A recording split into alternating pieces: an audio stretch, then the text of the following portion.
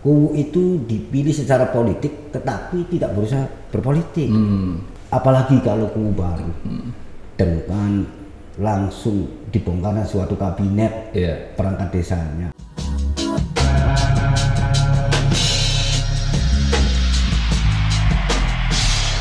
Assalamualaikum warahmatullahi wabarakatuh. Jumpa lagi dengan saya Mamaras dalam acara podcast Kaligana dari Cirebon. Alhamdulillah hari ini saya sudah kedatangan tamu yang luar biasa dari kumpulan para kubu Forum Komunikasi Kubu Cirebon FKKC Kabupaten Cirebon. Telah hadir Pak Haji Muali. Selamat datang Pak Haji. Assalamualaikum warahmatullahi wabarakatuh. Waalaikumsalam warahmatullahi wabarakatuh. Alhamdulillah. Ceria sekali nih Pak Haji nih. Iya, rupanya ini apa sudah turunnya dana desa atau ADD-nya belum ya Pak Muga?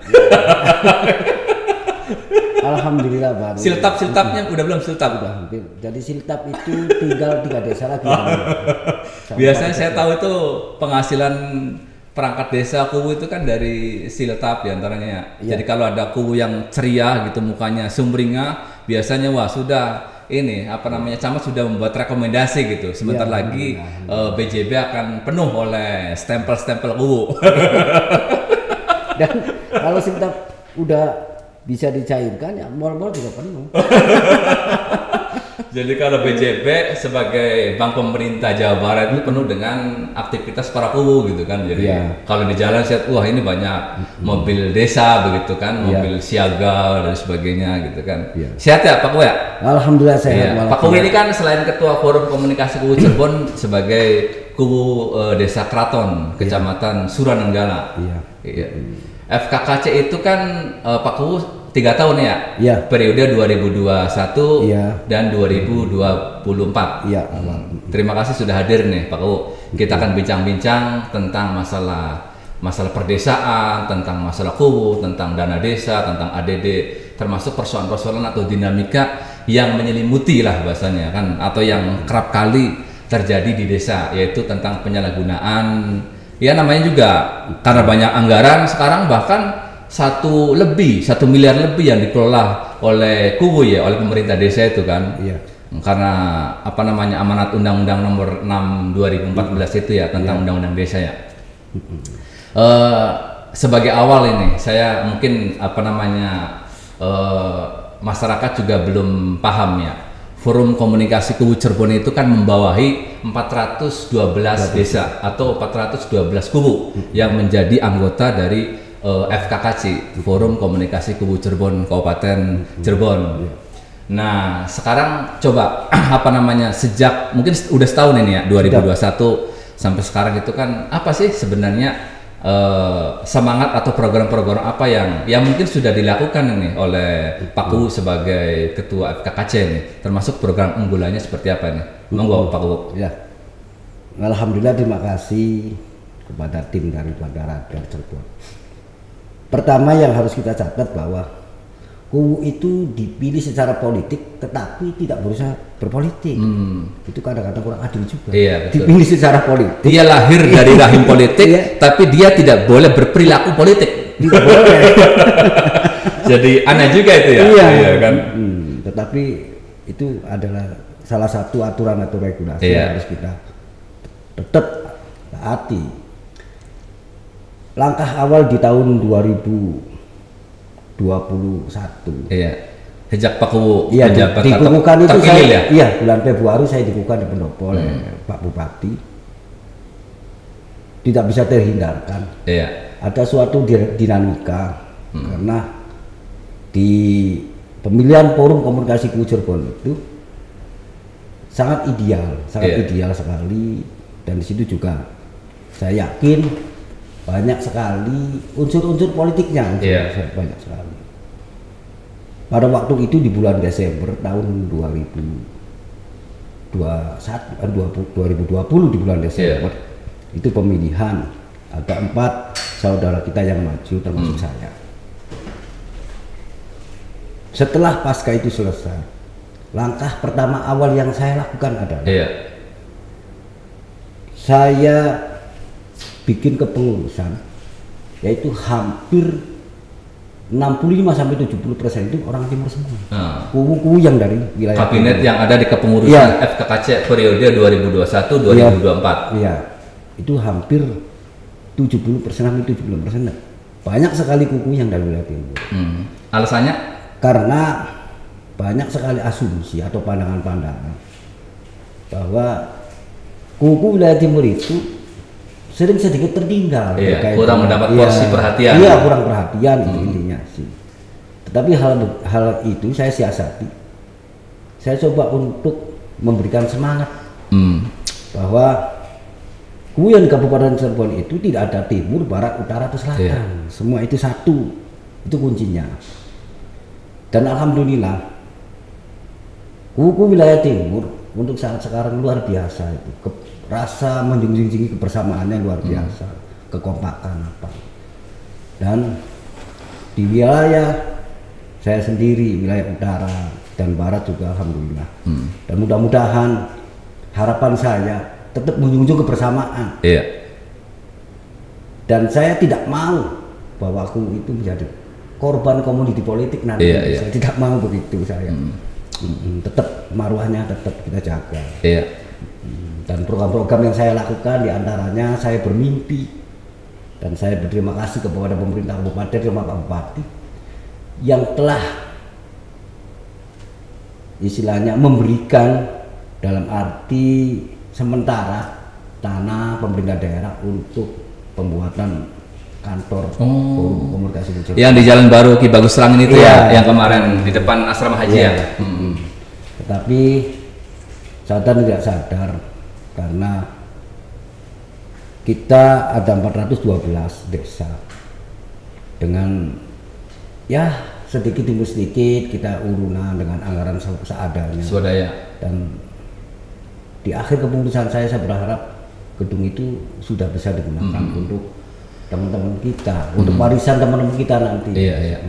Jadi target pertama apa sih, target jangka panjang selama kurun waktu kepengurusan Pak Kuwu ini di FKKC berharap bisa membangun kantor sekretariat FKKC Kabupaten Cirebon yang sudah diberikan lahannya oleh Bupati dalam hal ini pemerintah Kabupaten Cirebon. Saya kembali kemarin kan saya juga mengikuti dinamika termasuk Pak Kuwu itu kan banyak katakanlah respon atau dukungan dari grassroots dari Kuwu ini kan luar biasa. Karena apa? Karena Pak Kuwu itu semangatnya bagaimana menyatukan. Ya dulu kan konon katanya ada tercerai atau ada anggapan bahwa ada kubu wilayah barat, ada kubu wilayah timur. Nah dengan hadirnya Pak Kuwu dari wilayah utara yang dari Desa Keraton itu bisa menyatukan.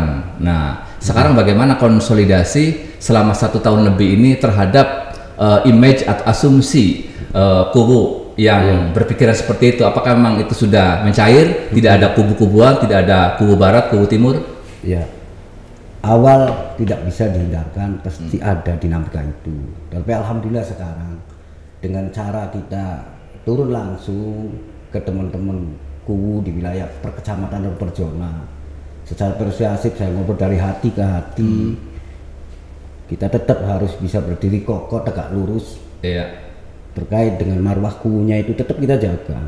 Dan alhamdulillah sekarang insya Allah kubu itu bersatu. Sekarang bersatunya luar biasa. Dan saya berharap tetap teman-teman kubu itu bagaimanapun juga, karena satu, jabatan itu dipilih secara politik, tetapi kita tetap harus taat dan manut terhadap regulasi aturan itu saja. Antaranya.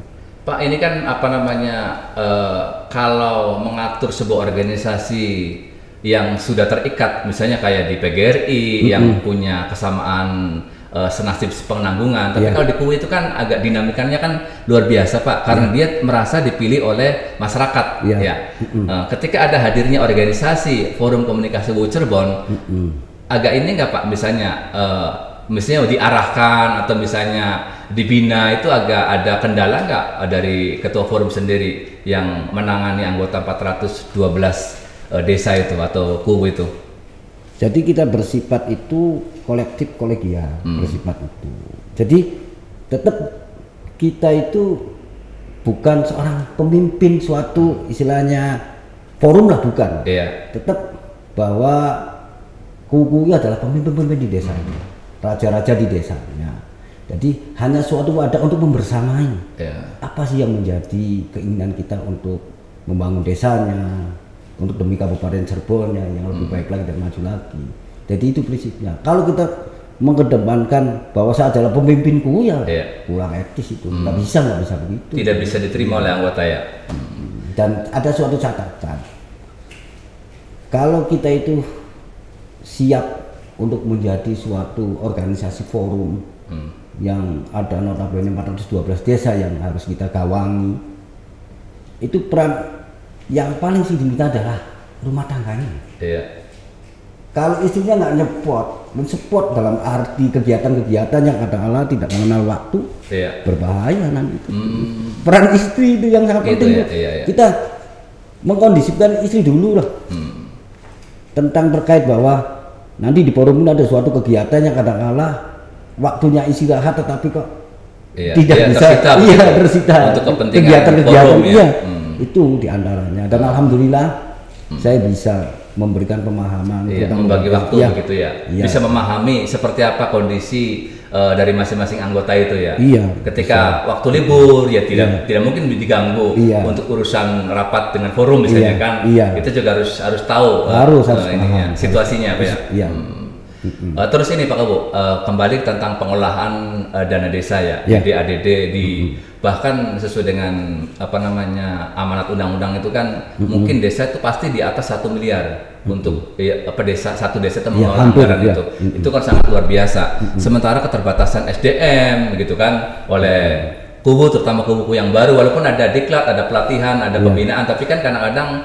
mereka tidak masih banyak kekurangan. Akhirnya timbullah persoalan-persoalan yang namanya penyalahgunaan dana. Seperti kasus kemarin misalnya kan, saya ungkap lagi nih misalnya di Kecamatan Mundu misalnya kan, itu kan di desa itu ada kubu yang penyalahgunaan dana desa gitu kan. Nah sejauh mana Pak pembinaan dari FKKC, kecamatan dan dinas terkait dalam hal ini DPMPD ataupun inspektorat melalui bupati melalui inspektorat?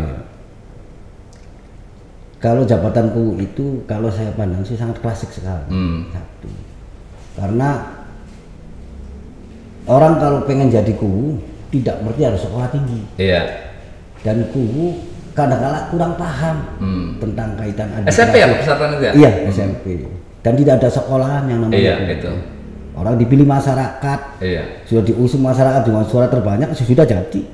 Terkait dengan basicnya apa, biografinya bagaimana, latar belakangnya. Latar belakangnya juga enggak boleh. Nah itulah menjadi permasalahan. Akhirnya timbullah penyalahgunaan. Langkah saya sebagai FKKC satu pertama, tetap kita bersinergi satu, karena banyak orang-orang tua kita kayak misalnya inspektorat, tetap kita itu bersilaturahmi untuk diberikan suatu bimbingan atau pelatihan-pelatihan yang berbentuk administrasi. Dan kepada Pak Bupati juga sering ngobrol terkait dengan itu, bahwa tidak bisa dipungkiri ada beberapa misalnya teman kita yang saya yakin sekali tetap itu tidak ada unsur kesengajaan. Karena kurang pahamnya terkait dengan administrasi. Tentang bagaimana pengelolaan anggaran. Pengadministrasian, pengekspejian misalnya. Dan apalagi kalau kubu baru dengan langsung dibongkarnya suatu kabinet perangkat desanya, bongkar pasangnya, kadang-kala notabene karena ada suatu kondisi politik di desanya yang kurang paham terhadap administrasi, dipaksakan untuk masuk ke desa, dan itu tidak bisa dihindarkan. Yang perlu dijaga adalah kondisi desa sebenarnya satu yang paling penting sekali. Makanya FKKC hadir di masalah terkait dengan administrasi kubu, dinamika kubu, dan alhamdulillah sering sekali saya berdiskusi dengan inspektorat, dengan terkait APH lainnya, kejaksaan, kepolisian, aparat penegak hukum dan penyuluhan hukum juga sering sekali diminta oleh teman-teman kita kubu, karena bagaimanapun juga saya tidak mau ada kubu yang sampai terseret hukum terjadi hal yang tidak diinginkan. Itu juga. Jadi kalau pembinaan sebenarnya sudah dilakukan baik oleh forum gitu, FKKC, kecamatan, pembinaan berjenjang sudah dilakukan. Sudah. Nah, tapi maksa bae lah bahasanya. Mesti saja ada kubu yang ya terpleset begitu kan, hilap atau apalah begitu kan, yang masuk ke dalam ranah hukum, bahkan mungkin ada yang divonis dan sebagainya. Nah, pendampingannya seperti apa, Pak? Emang dari lembaga itu kan mungkin kalau FKKC kan sebuah organisasi ada bagian-bagiannya ya. Ada bagian kehumasan, ada bagian kelembagaan, ada bagian advokasi atau hukum. Nah, itu ada kubu yang tersangkut itu biasanya itu prosesnya seperti apa sih, Pak? Apa pembinaan kita atau pengawalan dari forum sendiri? Kita coba hadir terkait dengan kuada yang bermasalah. Nah, kita hadir misalnya di kepolisian atau di kejaksaan. Apa sih masalahnya? Apa yang bisa saya bantu barangkali untuk memberikan pemahaman, memberikan petunjuk bahwa sampai itu salah begini. Itu apa sih bisa hadir di situ. Dan kalau kubunya misalnya sekali, 2 kali, 3 kali diberikan suatu pemahaman sampai dikasihkan warning, tetap begitu ya wallahualam. Iya. Berarti ada support juga, Pak ya? Bukan support moral tapi juga secara ini, maksudnya bantuan, katakanlah menyiapkan pengacara misalnya. Iya. Atau misalnya bantuan-bantuan materi dan in materi mungkin ya. Iya, kalau materi ya kemungkinan kan ala kadarnya lah. Iya, moral sih pasti in materi. Pasti kalau moral nomor 1 gitu. Support gitu kan ya. Iya. Dan sering hadir di situ. Terkait permasalahannya apa, coba diberesin ini dan itu. Ya Pak Aceh selalu hadir di situ. Iya. Masih terkait masalah penyalahgunaan ini Pak, dana desa. Kemarin di media massa Radar Cirebon Group juga kan mengupas headline-nya terkait masalah pajak ya. Pajak yang tidak disetorkan dana desa, harusnya ada kewajiban kubu ini menyetorkan pajak melalui pendamping desa mungkin kan. Tapi konon katanya nggak tahu seperti apa, kubu ini seolah-olah tidak tahu bahwa itu ada pajaknya dan sudahlah semua diurus kepada pendamping desa. Yang penting ada cashback lah bahasanya. Dari 2018 sampai 2021 nilainya 24 miliar dan sekarang masih ditangani oleh kejaksaan, alat penegak hukum, masih dilakukan penyidikan lah. Nah, seperti apa Pak mungkin sekilas kasus itu? Yang perlu diluruskan satu, pertama, saya juga hampir terkaget-kaget dengan ada muncul di media atau di media sosial yang rame lah itu begitu kan. ramenya 24 miliar. 24 miliar. Ya sebenarnya sih perlu diluruskan itu sebenarnya sih nggak segitu. Nggak segitu. Tapi itu ada persoalan itu ada. persoalan. Cuma nilainya tidak seheboh itu. Iya. Kadang-kadang saya udah bingung. Ini dari mana? Itu Pak bisa. Siapa yang bisa menghitung? Iya, bisa terjadi begitu tuh. Memang tidak tahu bahwa Pak dana desa itu harus ada pajaknya yang harus disetorkan kepada negara begitu sebagai kewajiban kita begitu. Jadi begini ya. Saya kembali lagi karena kubu itu tidak ada sekolahan. Itu yang terjadi sampai istilahnya penyimpangan terkait dengan pajak itu pada waktu itu kubu angkatan 2019. Kubu baru. Kubu baru. Itu kan 2001 ya? Iya, kubu baru, tidak paham, perangkat desa juga baru, terus hitung-hitungan pajaknya kurang begitu paham. Ada yang menawarkan bantuan. Jadi korban juga sebenarnya kubu itu, karena ketidaktahuan itu akhirnya diperdaya oleh mohon maaf misalnya kayak pendamping desa mungkin kan, yang seharusnya memberikan arahan, pencerahan bagaimana penggunaan dana desa dengan baik, ternyata tidak memberikan pemaham sebagaimana mestinya mungkin ya. Dan itu ketangguhannya sebenarnya sih dari KPP Pratama. Karena dalam jeda 2 tahun Kabupaten Cirebon kok minim sekali pajak dana desa tuh. Ada apa? Ada kecurigaan. Iya, kecurigaan. Makanya dari KPP Pratama itu menyurati desa-desa untuk mensinkronkan apa atau belum bayar pajak tuh. Apakah lalai dalam kewajiban untuk bayar pajak? Pak U pernah dimintain ini keterangan saksi ke APH terkait masalah pajak dana desa? Terkait dengan itu, kalau kecamatan saya itu alhamdulillah bayar langsung. Kalau bayarnya Sudah Nenggala Mas ya? Iya. Dan ada beberapa kecamatan yang melalui dibantu oleh istilahnya pendamping desa lah. Tapi itu tidak semua. Kalau saya lihat itu sekitar di bawah 200 lah. nilainya? Enggak, maksudnya desanya dari 400. Iya, 100 berapa gitu. Nah, setengahnya lah ya. Paling. Pernah diminta keterangan atau ini oleh aparat, Pak? Belum, kalau saya belum pernah. Dan pernah dibahas di tingkat forum? Iya, dibahas. Makanya dari pihak Punten, dari pihak kejaksaan itu berkomunikasi dengan forum kubu, meminta desa supaya terbuka desa mana. Dan saya itu hampir 2 hari mencari data itu. Jadi kalau diperiksa atau diminta keterangan secara resmi melalui undangan ke kejaksaan mah belum? Enggak. Atau kalau pendamping pernah. Pendamping desa di kecamatan saya pernah. Baik sebagai ketua maupun sebagai ketua forum? Belum pernah? Belum pernah. Tapi kalau komunikasi sering, saling dengan kejaksaan itu? Iya, saling berbagi. Mengumpulkan data itu? Iya. Sampai sekarang masih di itu kan, Pak? Masih jalan. Masih jalan gitu kan ya? Iya. Nah itu ironisnya sekarang juga begini Pak Kebo ya, di satu sisi banyak persoalan-persoalan terkait masalah penyalahgunaan, di sisi lain juga pemerintah kita itu kan seolah-olah memberikan angin segar tentang jabatan kepala desa atau kuwu gitu kan ya. Kalau sekarang itu kan tentang Undang-Undang Desa Nomor 6 2014 itu kan bisa 3 kali, 6 tahun atau 18 tahun ya kan, dengan pemilihan per 6 tahun. Ya. Sekarang itu kan ada wacana begitu kan, 10 tahun gitu kan. Tapi 1 kali saja begitu kan. Jadi 10 tahun ini selesai. Dia tidak dipilih secara langsung, jadi seperti dulu lagi. Sekarang menurut Pak Kuwu seperti apa? Ada ya wacana atau keinginan pemerintah untuk menambah lah bahasanya, menambah masa jabatan kepala desa itu? Kalau dari teman-teman Forum Komunikasi Kuwu Cirebon itu ya ada harapan untuk berharap supaya ada tambahan jabatan. Tetapi di minggu kemarin ada lemparan bola panas dari Kementerian Desa. Iya itu, yang 10 tahun itu kan. 10 tahun, Masya Allah. Iya, katanya Kuwu itu efektifnya jabatan 10 tahun cuma 1 kali. Nah, kemarin saya itu karena kalau di lokalnya kan namanya FKC. Kalau di Jawa Baratnya abdesi. Abdesi. Saya juga menjadi ketua abdesi. Kalau di sana Parade Nusantara apa? Kalau di sana ada Parade Nusantara. Abdesi ya? Iya. Kalau di Jawa Barat adanya abdesi. Saya juga jadi ketua Forum Komunikasi Cirebon dan sekaligus ketua abdesinya. Merangkap melekat. Iya. Karena ketua Forum Kuwu ya harus jadi ketua abdesi. Iya, melekat jabatan. Sama juga di Indramayu Majalengka. Saya kemarin ke sana diundang. Ada suatu agenda yang harus didiskusikan.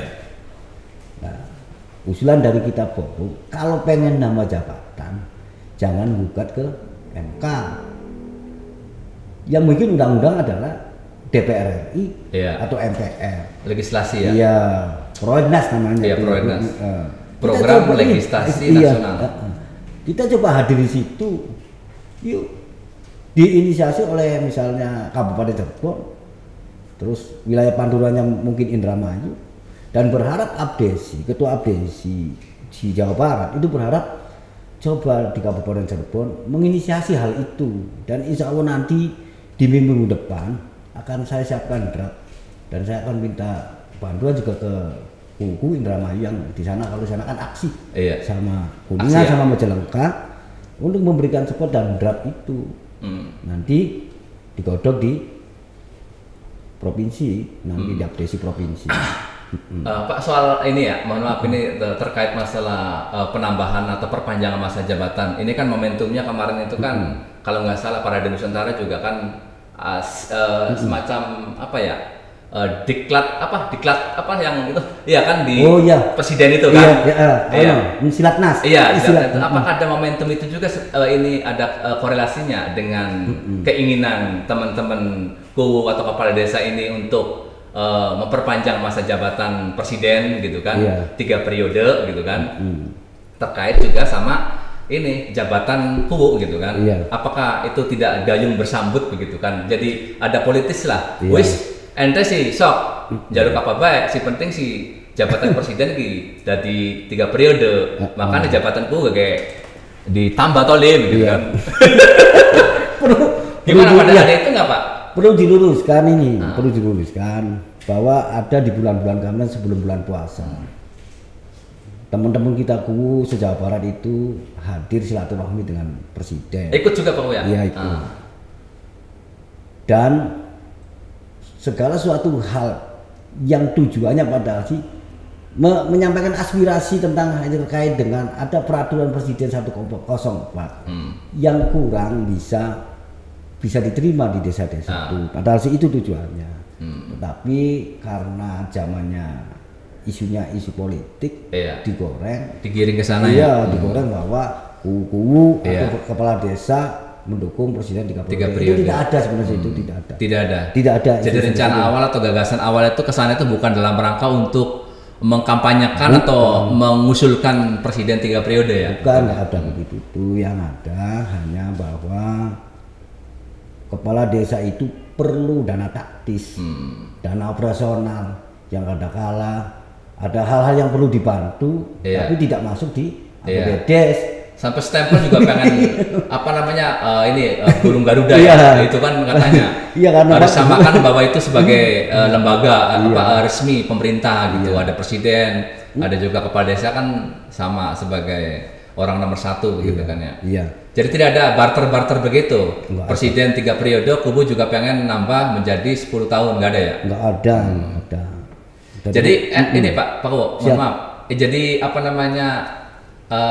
ketika ada keinginan pemerintah pusat begitu kan ya, untuk menambah jabatan kubu, itu disambut baik oleh teman-teman forum ya, forum komunikasi kubu Cirebon. Jadi memang idealnya kubu itu memang 10 tahun cukup sekali begitu atau gimana tuh? Kalau secara kita pribadi dan teman-teman kubu ya, itu sih berharap 8 tahun 2 kali juga cukup. Jadi 8 tahun. Jadi satu periode itu 8 tahun, tapi cuma 2 kali. Dia boleh menjabat mencalonkan lagi untuk yang kedua.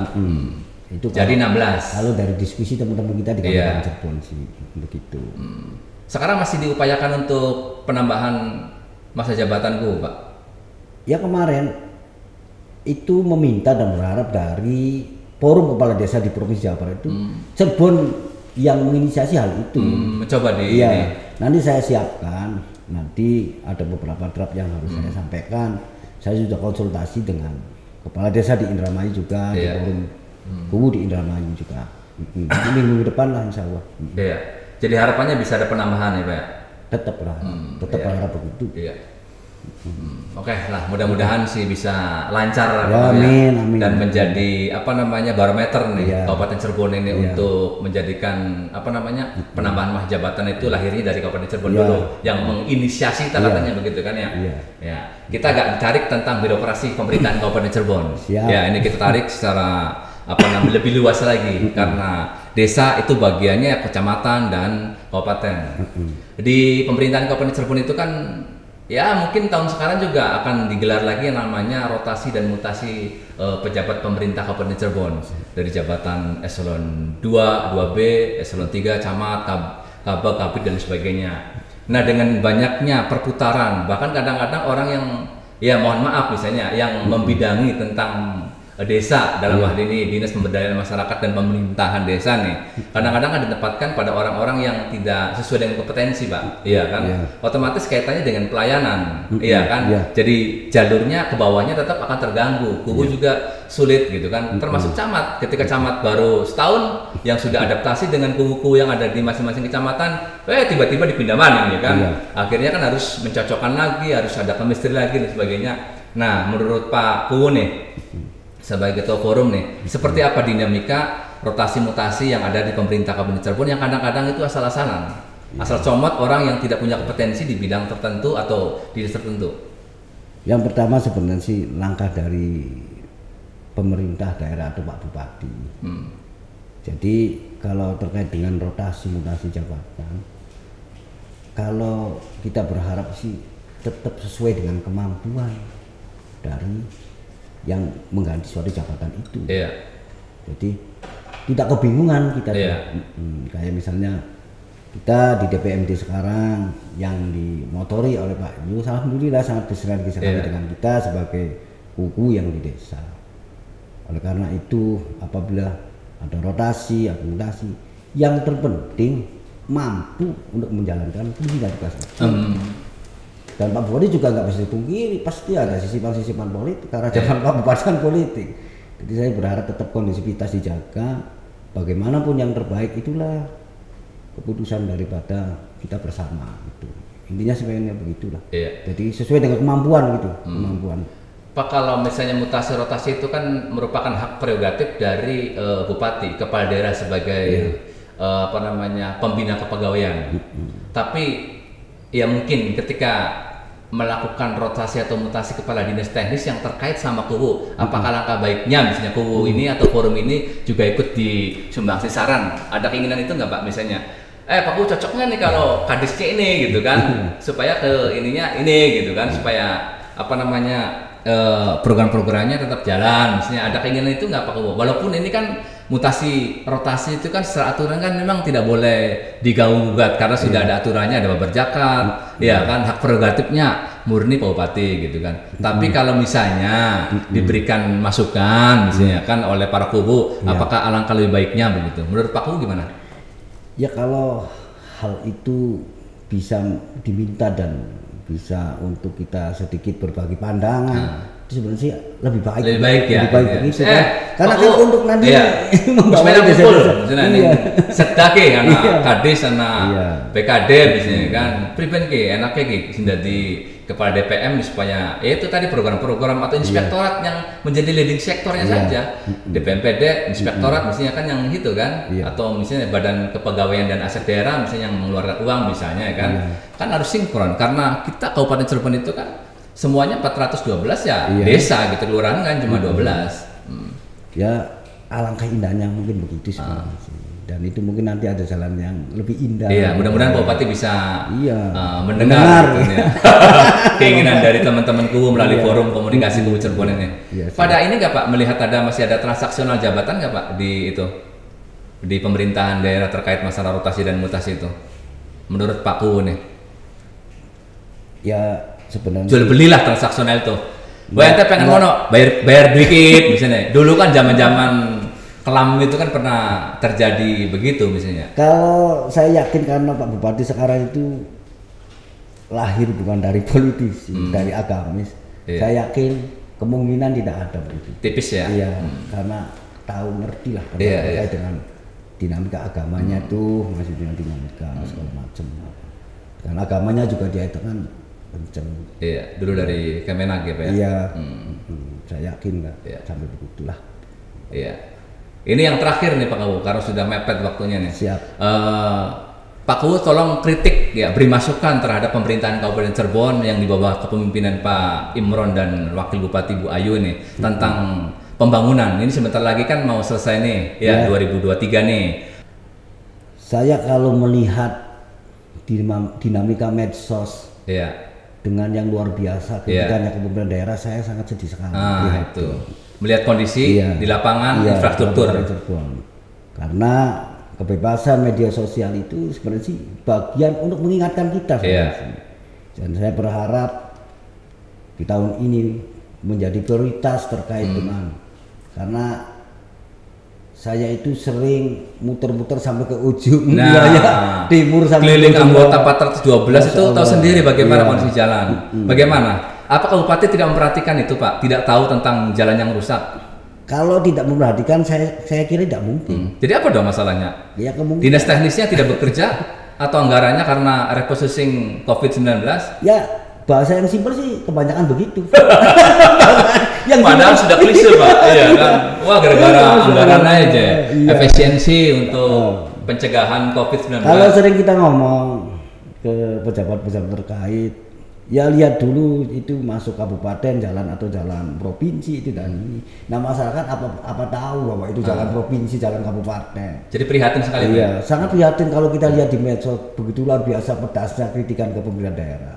Saya berharap di momen ini kepada Pak Bupati, yuk segera dengan sekuat tenaganya, karena di tahun depan itu tahun politik, jangan sampai kita nggak sadar harus kita tahun politik, dinamikanya lebih kenceng lagi, isu-isu yang digoreng juga lebih kenceng lagi. Dan hak yakin Pak Bupati karena dengan jargon Cirebon Katonnya ya harus katon yang baiknya gitu, jangan katon yang baiknya. Jadi ini PR pemerintahan Kabupaten Cirebon ya untuk membersihkan dan untuk mengaspal begitu ya, jalan-jalan yang rusak gitu kan. Dan kalau saya berarti jalan itu sudah dibetonisasi lah, udah jangan pakai aspal begitu. Kalau aspal kekuatannya sudah diukur sekian tahun juga rusak. Kalau betonisasi ya alhamdulillah kayaknya sih bisa tahan lama juga.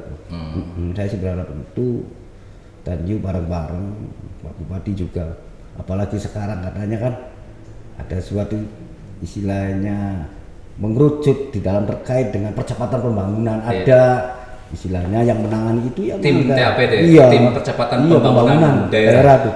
Ya mangga cepet. Bagaimana ini sudah wayanya diatasi menjadi PR Bupati dan Wakil Bupati ya Pak ya.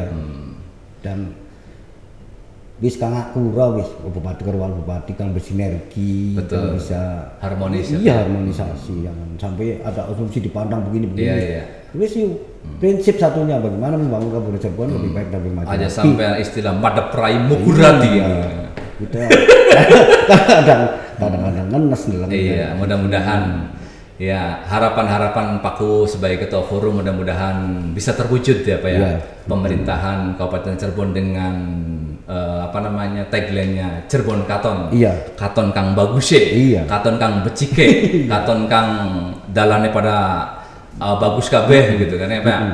Mudah-mudahan podcast Kali Gandira dari Cirebon ini juga memberikan masukan kepada pemerintah Kabupaten Cirebon dan Pak Kuwu juga sebagai Kuwu Kraton dan Ketua Forum Komunikasi Kuwu Cirebon, mudah-mudahan bisa bersinergis dengan pemerintahan Kabupaten Cirebon, dengan masyarakat memberikan pelayanan.